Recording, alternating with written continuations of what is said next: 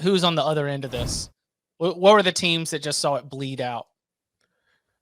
Oh, I think we know who they are. There's sticking in the SEC, I think it's hard to argue that Arkansas and South Carolina won the transfer wars this offseason. Then if you want to go to the Big 12, I think Oklahoma State pretty much losing everybody is probably not good for business.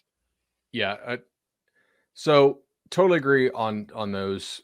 South Carolina was interesting. So they lost Jaheim Bell to Florida State. They lost Jordan Burch to Oregon. They did get Trey Knox from Arkansas. They lost Marshawn Lloyd the back to USC. They lost Gilbert Edmond, starting D lineman, to Florida State. They got Josh Simon from Western Kentucky. Not a bad receiver to come in there. Austin Stogner went back to Oklahoma, which is interesting because he came with Rattler, right?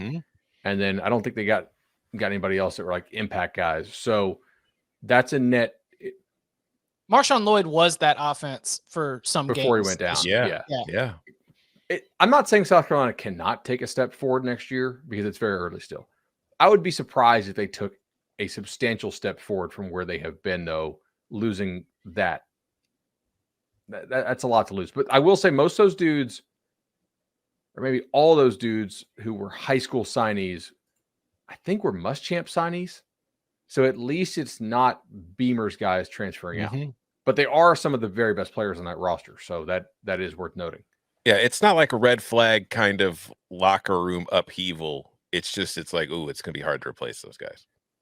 But that red flag is Oklahoma State and Arkansas. Oklahoma State for sure. Yeah. I will say groups leaving. Florida is one to watch here on this list. Not overall, but just at one position in particular, right? So they lost Michael Tarquin to USC. Ethan White could go to USC, and Josh Braun went to Arkansas. Now, that's like 1.5 starters projected coming back, and obviously, like, you're talking about the offensive line, by the way. Yes. That is the position group that he's talking about. Here's why this matters more. Cam Waits blew his Achilles on Friday. So now, like, Florida lost two guys to the draft in Gorriage and the huge guard. Right. They just lost definitely two more starters to the portal and a key backup. And now they lost a projected starter in Waits. Like, offensive line was Florida's best position last year, and probably by a lot. Like, that was a good O-line. And now, I mean, that's very much, I like the Barber kid, but that's kind of a rebuild there. So overall, transfer portal, I can't say it's a huge negative for them at that one position. I definitely think it is. The end of the Virginia football season was tragic and like incredibly sad. And so like I almost feel bad, but we have to note that some of the best players from that Virginia roster also left. And so Tony Elliott's dealing with a major downgrade in the defensive backfield. You lost one of the most prolific quarterbacks that you had. I know he didn't have a very good season this year, but Brennan Armstrong goes to NC State, to somebody else that's in your conference. Fentrell Cypress goes to Florida State, somebody else that's in your conference. Not overwhelming in terms of the number of players leaving. So it's not like showing any, any concerns about the overall condition of the Tony Elliott regime. But for Tony Elliott, going into year two, very disappointing to not have those players on the roster. All but one of those play offense. I don't think Tony Elliott hired a good offensive staff. The results before the shooting were horrible. So anybody I would get out of there too. If I was Brennan Armstrong, like, there's no way I'm signing up for that again. Oh, and on the Florida note too, like Graham Mertz, you've been playing behind Wisconsin offensive lines.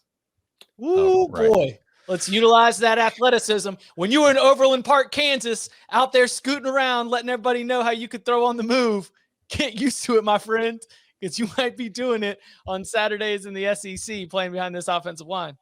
Kent State got crushed in the portal. Yeah. So. Oh, Dante Cephas. We didn't mention that. That's huge for Penn State. Yeah. Yep. Exactly. Cephas is going to Penn State. We already mentioned Schlee to UCLA. Devontae Walker went to North Carolina. Montre Miller went to West Virginia. Shout out Coca.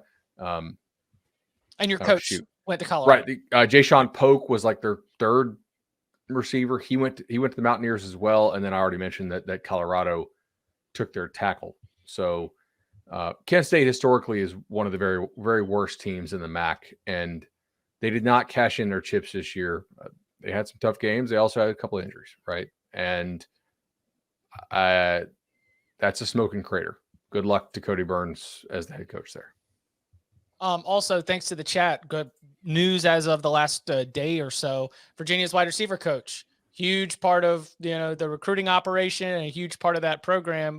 Marquise Higgins just left to go to Penn State, so another offensive setback for the Wahoos right there.